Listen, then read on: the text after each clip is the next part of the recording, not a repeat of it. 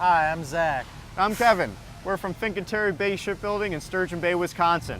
We have full-time internships here where we are working on naval architecture and design as well as engineering. One of the things we do in shipbuilding is to ensure that each ship is stable. Vessel stability deals with how a ship behaves at sea, both in still water and in waves, whether intact or damaged, and in freshwater and saltwater. Stability calculations focus on the center of gravity, center of buoyancy, metacenter of vessels, and how these points interact with one another. Have you ever tried to stand up in a small boat or canoe? If you have, you know stability is important, or you might just fall right out of the boat. Marine engineers perform tests to determine the stability of ships and ensure the safety of the passengers, crew, and cargo. The formula we use is the one your teacher just showed you. The first part is easy. We're going to familiarize you with a few terms that will make you engineers just like the rest of us. The center of gravity is a theoretical point at which the total weight of the object is assumed to be acting vertically downwards and is the point at which the ship will balance. And another, displacement, is the equivalent mass of water displaced by the hull. This is equal to the total weight of the vessel, including the ship, passenger, and the cargo. It's based on Archimedes' principle. That's what we're going to call you from now on, Archimedes. Try to force a basketball down into the water. You'll feel a force stopping you from doing that. This force is what we were talking about when we talk about buoyancy. Just as the weight of the vessel is assumed to act downward through the center of gravity, the buoyancy force is assumed to act vertically upwards through a single point as well.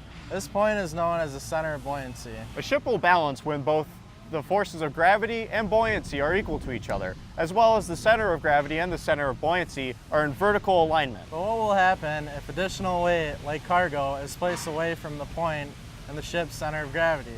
The ship's center of gravity will shift and will no longer be in vertical line with the center of buoyancy. What is this effect on the ship?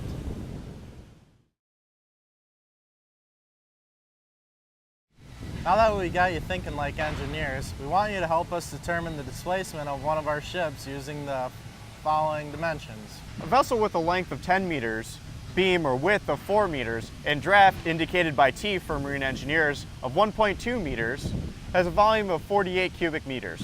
Freshwater weighs 1 metric ton per cubic meter, so 48 cubic meters of freshwater weighs 48 metric tons.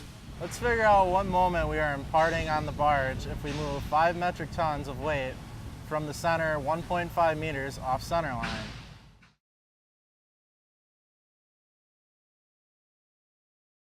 Okay, so now that the barge has settled with its new center of gravity aligned with its center of buoyancy, the barge is now heeling to one side.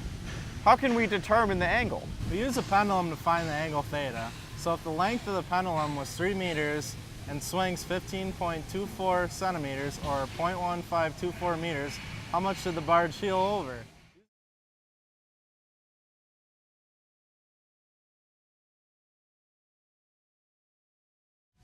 So now you know the basics of determining ship stability.